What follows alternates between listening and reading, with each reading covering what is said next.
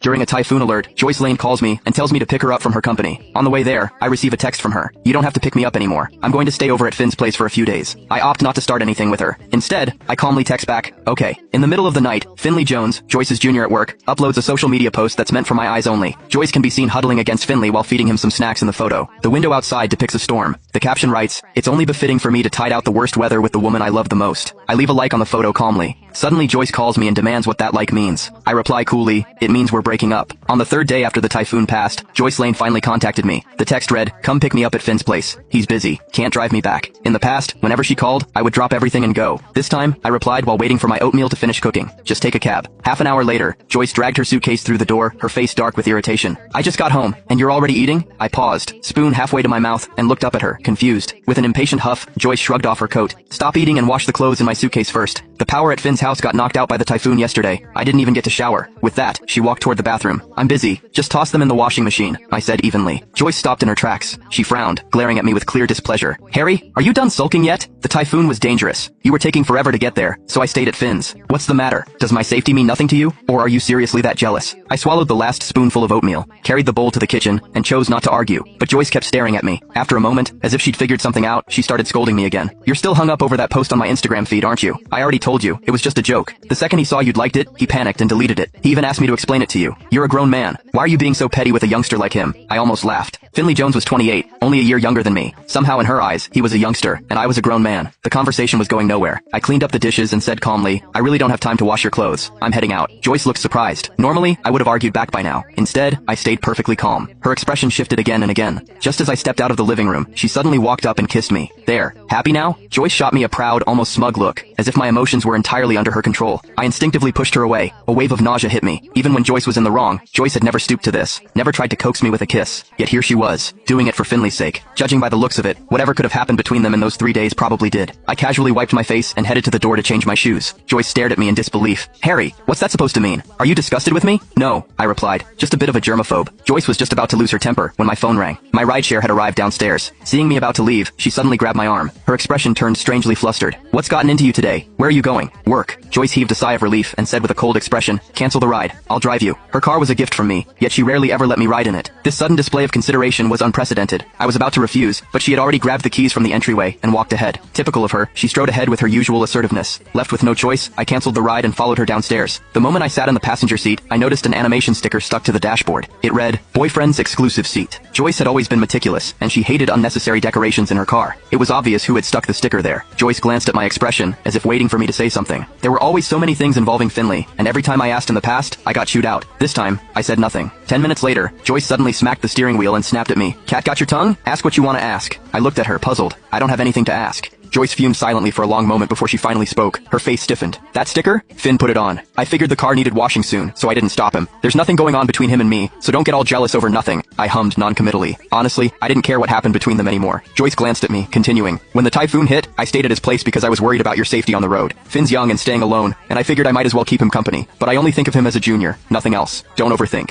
I nodded, understanding. "He's your junior, and you're his senior. I trust that nothing is going on between you guys." In the past, every time Joyce and Finley got caught up in each other, I'd get jealous and make a fuss. She'd always fall back on those same words to placate me. Now, I used those words to show my understanding. Yet she suddenly glared at me in anger. "What's with that sarcastic tone? I've explained everything to you. What are you still unhappy about? Pushing your luck, are you?" I responded helplessly. "No, really, I don't think you did anything wrong." Before I could finish, Joyce slammed the brakes and shouted, "Get out! Get out of the car!" I was confused, but I opened the car door and stepped out. I had barely taken a few steps when I heard her calling my name. I didn't look back. Instead, I quickened my pace. I honestly didn't understand why she had blown up. When I minded her being with Finley, she called me petty and narrow-minded. When I finally went along with her, she saw red. It was impossible to please someone like her. There was about half a mile left to the office, so I walked. Today, I was going in to submit my resignation. Back then, Joyce was the reason I chose to stay in this city. I even refused to inherit my family's estate, severing ties with my parents completely. 3 days ago, when the typhoon hit, I put my life on the line to pick Joyce up. However, she refused to come home with me. On the way back, the storm was raging, and debris struck my shoulder. I couldn't sleep that night from the pain. Then I saw Finley's Instagram post, and told Joyce I was breaking up with her. The combination of physical pain and mental torment almost broke me. It was at that moment that I received a call from my parents. "Hal, the news said there's a typhoon there. Stay in and stay safe." Listening to their concerned voices, I, a grown man, actually broke down. The love I had fought for so hard ended up feeling like a joke. I promised to return and take over the family business, and I booked a flight for the day after tomorrow. As for my relationship with Joyce, it was over. At the office, I submitted my resignation to my boss, Quincy Chance. He didn't seem surprised. Instead, he gave me a serious look and said, "Harry, couples fight all the time. If you smooth things over, it's fine. Don't you worry that Joyce might never forgive you if this escalates." Only then did I realize Joyce had called him beforehand. Quincy continued, "She told me to let you know she's blocked you. She's not coming home tonight. She wants you to reflect on your actions." I'd argued with Joyce countless times, but we'd never dragged anyone else into it. This was her way of reminding me who was in charge. In the past, I would have been terrified of losing her, ready to throw away my pride to make peace. This time, I only found it tedious. I explained the breakup, and told Quincy the resignation was carefully considered. Quincy still couldn't believe it. "You've loved Joyce all these years. Are you really ready to leave?" I nodded firmly. Only then did he sigh and process my resignation. When I arrived home, Joyce, who should have been out, appeared before me. She wore a brand new dress and twirled before Finley, smiling radiantly. "Finn, how do I look?" "You look stunning, Joyce," Finley exclaimed, his eyes shining, brimming with possessiveness. When I passed by, Joyce shot me a look, then moved right up to Finley, her voice soft and seductive. "Finn, can you help me with this zipper?" Finley gave me a pointed look, pretending to hesitate. "Joyce, are you sure that's okay? Isn't it better to let Harry help you?" Joyce snorted. "What? Why would it not be okay? Just do it." And right in front of me, she let Finley zip up her dress and walked out, linking her arm with him intimately. I knew she was trying to provoke me. In the past, seeing her act so close to Finley would have driven me mad. I'd have stopped her from leaving. Now, I felt nothing but calm. Late that night, I was suddenly woken by a call. It was Joyce's best friend, Queenie Stone. "Harry, Joyce is drunk. Come get her at the Imperial Club." She even sent a photo. In it, Joyce was leaning against Finley, holding him closely around the neck. In the past, Joyce's friends had always disliked me, thought I was lame, and secretly rooted for Joyce and Finley to be together. Now, for the first time, one of them was calling me to pick Joyce up. I was puzzled when suddenly I heard the sound of glass shattering over the phone. Joyce yelled, "Stop calling him! I don't need him! He's broken up with me anyway! I'm going home with Finn tonight!" Queenie quickly interjected, "Harry, if you don't come, Joyce will leave with Finley." I yawned. "That's good. Finley's great at taking care of her." With that, I hung up and went back to sleep. Sometime later, I heard the front door open. A few moments later, my bedroom door was pushed open. Joyce stormed in, pointing at me. "Harry, why didn't you come get me? Aren't you afraid something might happen between Finn and me?"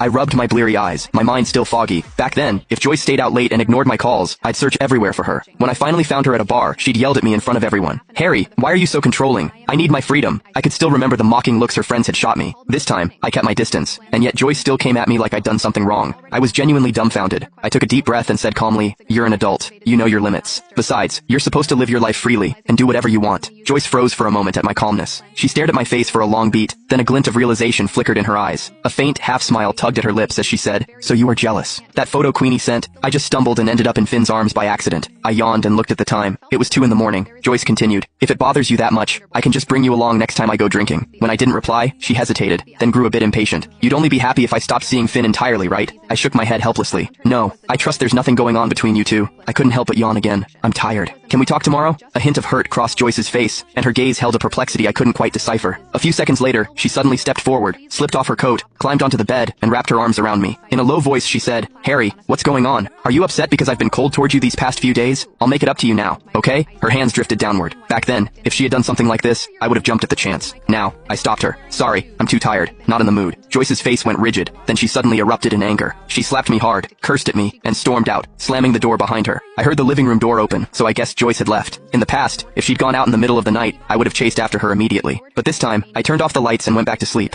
I didn't know where Joyce went, but I knew she would be fine. When I woke up the next morning, she still hadn't returned. My flight home was tomorrow. I just finished packing when my friend called to set up a farewell dinner for me. When I was dating Joyce, she wouldn't let me go out drinking and even restricted me from hanging out with my friends. Over the past year, my friends and I barely got together. Now that I was leaving, I wanted to have a proper night out drinking with my friends. I checked into a hotel and headed straight to the private room downstairs. Everyone at the table was an old friend I'd known for years, except for one unfamiliar face, a young woman in her early 20s. My friend, Kelvin Walker, smiled as he introduced her to me. "This is Bianca Cooper, my junior at work. She's also heading back to Jeston soon. You're both from the same hometown, so I thought you two should meet." Everyone egged me on to get her contact information. I smiled and took the initiative, scanning her WhatsApp QR code. Right after I did that, Joyce's furious voice rang out behind me. "Harry!" I turned, stunned. Joyce stood frozen in the doorway of the private room. Her gaze locked onto the phone in my hand. Then onto Bianca. Then back onto me. The atmosphere instantly turned awkward. Calvin nearly choked on his drink. Nobody had expected Joyce to show up. Especially not after everything. I frowned slightly. "What are you doing here?" The moment the words left my mouth, Joyce's expression darkened. In the past, if she had appeared unexpectedly, I would have rushed over immediately. Now I sounded like she was an inconvenience. She stepped inside. "I've been calling you all day." I pulled out my phone. 23 missed calls. Dozens of messages. I hadn't noticed. I was busy. Joyce stared at me. Then her eyes drifted to Bianca again. Who's she? Before I could answer, Calvin smiled. Just a friend. Joyce's face became even uglier. A friend. She looked directly at Bianca. Bianca looked confused but remained polite. Hello. Joyce ignored her completely. Instead she turned toward me. Come outside. No. The answer came so quickly that even I surprised myself. The entire room went silent. Joyce looked genuinely shocked. For years, I had never refused her. Not once. Her voice sharpened. I said come outside. I took a sip of my drink. And I said no. For a moment, nobody spoke. Then Joyce suddenly laughed. A cold laugh. Harry. Are you trying to make me jealous? I almost smiled. The irony was incredible. For years she had paraded Finley around in front of me. Now she thought I was doing the same. No. I looked at her calmly. We broke up. The words hit harder than a slap. Joyce's smile disappeared. We were angry. No. We had a fight. No. Her breathing became uneven. We've been together for 7 years. Yes. Then how can we just break up? I looked at her quietly. Because one person can't hold up a relationship forever. The room became deathly silent. Joyce stared at me. For the first time, she seemed unable to find a response. I continued. When the typhoon came, I risked my life to pick you up. You stayed with Finley. When I told you I wanted to break up, you treated it like a joke. You blocked me. You told my boss to make me reflect. You spent days trying to make me jealous. I met her eyes. And now you're here asking why we're breaking up. Joyce's face slowly turned pale. Because every single thing I said was true. For years, she had assumed I would never leave. That no matter what happened, I would always come back. Now she was realizing something terrifying. I wasn't coming back. She took a step toward me. Her voice suddenly softened. Harry. I didn't think you'd take it seriously. I nodded. I know. That hurt her more than anger ever could. Because it meant I understood exactly how little she had valued my feelings. For a long time nobody spoke. Then Joyce whispered. Are you really leaving? Yes. When? Tomorrow. The color drained from her face. Tomorrow. Not next month. Not someday. Tomorrow. The reality finally hit. She wasn't losing a boyfriend. She was losing him forever. You're going back home. Yes. And you're not coming back. No. Joyce's lips trembled. For the first time since I'd known her, she looked scared. Actually scared. She reached out instinctively. Trying to grab my sleeve. I stepped back. Her hand froze in midair. The movement was small. But it shattered something inside her. Because she suddenly understood. I didn't want her touching me anymore. The Harry who loved her was gone. Tears slowly gathered in her eyes. Harry. I was wrong. The entire room fell silent. Nobody had ever heard Joyce Lane apologize. Not once. But it was too late. Some apologies arrive after the door has already closed. I stood up. Take care of yourself. Then I grabbed my coat. The room parted automatically as I walked toward the exit. Behind me, Joyce's voice cracked. Harry. I paused. For a brief second. Then without turning around, I said. Goodbye, Joyce. And walked away. The next afternoon, Harry boarded his flight. As the plane rose through the clouds, he looked out the window. The city grew smaller and smaller. 7 years. 7 years of love. 7 years of compromise. 7 years of chasing someone who never chose him first. And now it was over. His phone vibrated once. A final message from Joyce. I'm sorry. Harry stared at it for several seconds. Then he smiled faintly. Not because he was happy. Not because he hated her. But because the message no longer had the power to hurt him. He locked the screen. Closed his eyes. And for the first time in years, he felt free. Far below, Joyce sat alone in her car. The passenger seat still carried the faded sticker. Boyfriend's exclusive seat. She stared at it for a long time. Then slowly peeled it off. By the time she realized who had truly loved her, he was already gone. Joyce didn't move for a long time. The sticker curled in her fingers like something fragile that had finally given up holding its shape. She sat in the driver's seat of the car she almost never let him ride in. Now it felt too big. Too quiet. Too empty. Her phone lit up again. A message from Finley. "You okay? Want me to come over?" She stared at it. For the first time, the message didn't feel comforting. It felt misplaced. Her thumb hovered. Then she deleted it without replying. Outside, the streetlights flickered in the late-night humidity. Life went on normally, as if nothing had changed. But inside her, something had cracked open and refused to close again. The next morning, Joyce went to Harry's apartment. She didn't even know why she was there. Habit. Instinct. Denial. The key still worked. That was the first mistake. The second was expecting him to still be there. The apartment was half empty. Not messy like a rushed departure.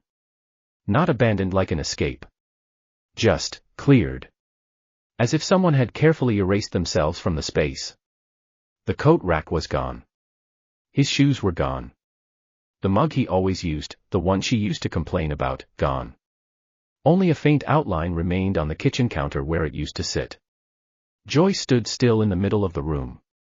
Her voice came out smaller than she intended. "Harry." Silence answered. She walked slowly to the bedroom. The closet doors were open. Empty. Not a single hanger left. Her hand tightened around the doorframe. A memory surfaced uninvited. Harry standing in the kitchen, waiting for her late at night, pretending not to be upset. Harry calling her name when she walked away. Harry following her every time she left. Harry always there. Always waiting. Her chest tightened. She stepped back like the room had suddenly become too airless. "No," she whispered. Then louder, like volume could undo reality. "No, you can't just." Her voice broke. She stopped speaking. Because there was nothing left to argue with. At the airport, Harry was already through security. His bag was light. His mind was lighter. Not because everything was okay. But because everything had finally stopped hurting at once. He checked his phone once more. No new messages. He almost expected something dramatic. A call. A last-minute apology. A desperate plea. Something that would force the story back into the old pattern. But there was nothing. Just silence. So he put the phone in his pocket and kept walking. Back in the city, Joyce sat on the edge of Harry's bed. Her hands were trembling slightly now. Not from anger. Not from pride. From something much worse. Realization. She picked up the pillow. It still carried a faint trace of his scent. She froze. Then suddenly, she pressed it to her face. And for the first time in years, she cried without trying to win anything. No Finley watching. No friends around. No audience. Just her. And the emptiness she didn't know how to fill. 3 days later, Finley showed up at her office. Smiling. Confident. Familiar. "Hey," he said casually. "I heard Harry left. So, are we?" Joyce looked up from her desk. For a moment, she didn't understand what he was asking. Then she did. And something in her expression changed. Not softness. Not confusion. Clarity. "Don't come here again," she said flatly. Finley blinked. "What?" She stood up. "Whatever you thought this was, it wasn't real." His smile faltered. "Joyce, I was just I said leave. Her voice was calm. But it carried something sharper than anger. Finality. Finley hesitated, then slowly backed away, unsettled. When the door closed behind him, Joyce sat back down. The room felt even quieter than before. Because now she understood something she hadn't before. She hadn't just lost Harry. She had replaced him with noise. And now even that noise was gone. That night, Joyce drove past his old apartment again. Lights off. Curtains drawn. No sign of return. She parked across the street. Stayed there. Didn't go in. Didn't call. Just watched the building like it might explain how everything had fallen apart so quietly. Her phone buzzed once more. Another message from Finley. She turned it off completely. And in the silence that followed, Joyce finally admitted something she had avoided since the beginning. Harry wasn't waiting anymore. And this time, it wasn't a test. The next morning, Joyce didn't go to work. That in itself was unusual. People at the office noticed immediately. Quincy asked twice. No one got a proper answer. By noon, Joyce was still in her car. Parked in the same spot across from Harry's old apartment. Same position. Same silence. Different realization. She had been there long enough for the brain to start bargaining again. Maybe he just went out. Maybe he'll come back. Maybe this is temporary. But every time she looked at the dark windows, reality corrected her.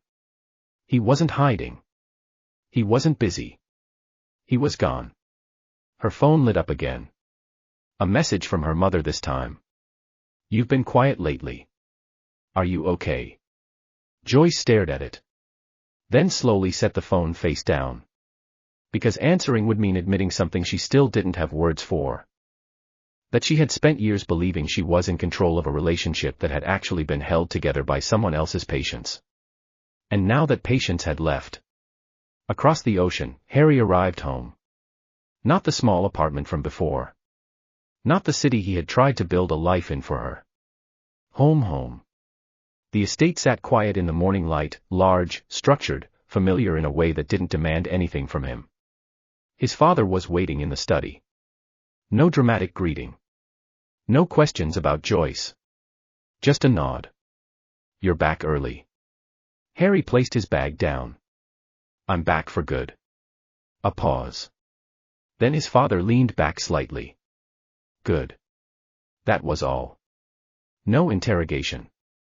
No judgment. Just acceptance, like a door finally being used again after being left open too long. For the first time in years, Harry realized something strange. Nobody here expected him to shrink himself to fit inside someone else's comfort. Back in the city, Joyce finally got out of the car. Her legs felt stiff, like they didn't belong to her anymore. She crossed the street without fully thinking. By the time she reached the building, she was already hesitating. The lobby felt unfamiliar now. Smaller than she remembered. Or maybe she was just seeing it differently. The security guard looked up. Can I help you? Joyce hesitated. I used to. She stopped. Because the sentence didn't have an ending anymore. I'm looking for Harry, she finally said. The guard frowned slightly, checked a list. Then shook his head. He moved out. A simple sentence. No emotion. No weight. But it hit her harder than anything before. Because it confirmed what she already knew. Not just gone from her life. Gone from this place entirely. Joyce nodded once. Turned. And walked out. That night, she went back to her apartment. Everything still looked normal. But normal now felt staged. She opened the fridge. His favorite drink was gone. She checked the drawers. His things were gone. Even the small habits he used to leave behind, carefully folded receipts, spare chargers, little traces of routine, were all absent. It didn't feel like he left. It felt like he had never been there. That thought finally made her sit down on the kitchen floor. Quiet. Still. For a long time, she didn't cry. Not yet. First came disbelief. Then came memory. Then came comparison. And only after that did the emotion arrive. Not loud. Not dramatic. Just heavy. Like something slowly sinking where it couldn't be pulled back up. A week later, Joyce showed up at Quincy's office. She didn't knock like usual. She just walked in. Quincy looked up, immediately noticing something off. "You look like you haven't slept." Joyce ignored that. "Where is he?" Quincy already understood who she meant. He sighed. He resigned. Left the country. Joyce stepped forward. "When is he coming back?" Quincy hesitated. He didn't say. That answer should have been nothing. But it wasn't. Because "didn't say" meant no door was left open. Joyce's voice lowered. "Did he say anything about me?" Quincy looked at her for a long moment. Then spoke carefully. "Honestly." He seemed done. That word landed differently. Not angry. Not hurt. Done. Like a chapter that had already been closed and placed back on the shelf. Joyce stood there quietly. For the first time, she didn't have a response. No sarcasm. No deflection. No anger to throw at someone else. Just silence. Outside the building, she finally understood something she had refused to consider before. She hadn't been competing with Finley. She hadn't been testing Harry. She hadn't been keeping things interesting. She had been slowly losing someone who never asked to be fought over in the first place. And when he finally stopped fighting, there was nothing left to hold on to. The months after Harry left didn't feel like a single clean break for Joyce. They felt like something slowly decaying while still standing. At first, she kept telling herself it was temporary. He was just angry. He needed space. He would come back when he cooled down. That version of reality lasted exactly long enough for the silence to become permanent. Harry didn't return. He didn't call. He didn't check in. And worst of all, he didn't leave any gaps to slip back through. At work, Joyce changed. Not loudly. Not in a noticeable way at first. She still showed up. Still signed documents. Still gave orders. But the sharp confidence that used to define her started to fracture. Meetings that once felt effortless now dragged. Decisions she once made in seconds now took minutes of staring into space. Her assistants began exchanging quiet looks when she wasn't paying attention. Because the woman who once controlled every room she entered now looked like she was constantly somewhere else. Finley tried again. Twice. Then a third time. Each attempt felt less like pursuit and more like confusion. One evening, he finally asked directly. "Is this still about him?" Joyce didn't even look up. No. But the pause before the answer said everything he needed. He smiled awkwardly, like he could fix it by insisting harder. "You'll get over it. People move on." That was the moment she finally looked at him properly. Not with anger. Not with jealousy. With clarity. And exhaustion. "You were never the reason I stayed anywhere," she said quietly. Finley didn't speak again after that. He left on his own terms a week later. Joyce's apartment changed too. Not physically. But in meaning. Every corner stopped feeling like hers alone. It felt shared with a ghost that refused to fade. The kitchen where he used to stand. The couch where he used to sit without being invited. The silence he used to fill just by existing in it. Now everything echoed. Even her own footsteps sounded unfamiliar. One night, she finally broke down in the only place she couldn't avoid anymore. The bed. The same place where she had once slapped him. The same place where she had once tried to pull him back with touch instead of understanding. She pressed her hands over her face, shaking. "I didn't think you'd really leave." The sentence came out broken. Incomplete. Because that had always been her defense. Not thinking. Not realizing. Not valuing until it was irreversible. But now there was no one left to hear excuses. Only memory. And memory didn't forgive. Meanwhile, far away, Harry's life didn't look like revenge. It looked like absence of chaos. He returned to his family's business, quietly taking his place without resistance. No dramatic speeches. No emotional collapse. Just steady rebuilding. His days became structured again. His decisions mattered again. And slowly, the version of him that had been shrinking for years began to expand back into itself. One evening, he stood by a large office window overlooking the city. A colleague asked casually, "Do you ever regret it?" Harry thought for a moment. Not about Joyce. Not about the past. About himself. Then he answered simply. No. And that was the end of it. Not anger. Not bitterness. Just finality. Back in the city, Joyce finally understood the true shape of her loss. It wasn't dramatic. No one had taken Harry away. No one had stolen him. No one had won him. He had simply stopped choosing a place where he wasn't valued. And now there was nothing left to compete for. No Finley. No pride. No relationship to justify. Only silence that stretched longer every day. On the night it truly settled in, Joyce drove to nowhere in particular and parked under an empty streetlight. She looked at her reflection in the rearview mirror. For a moment, she didn't recognize herself. Not because she had changed physically.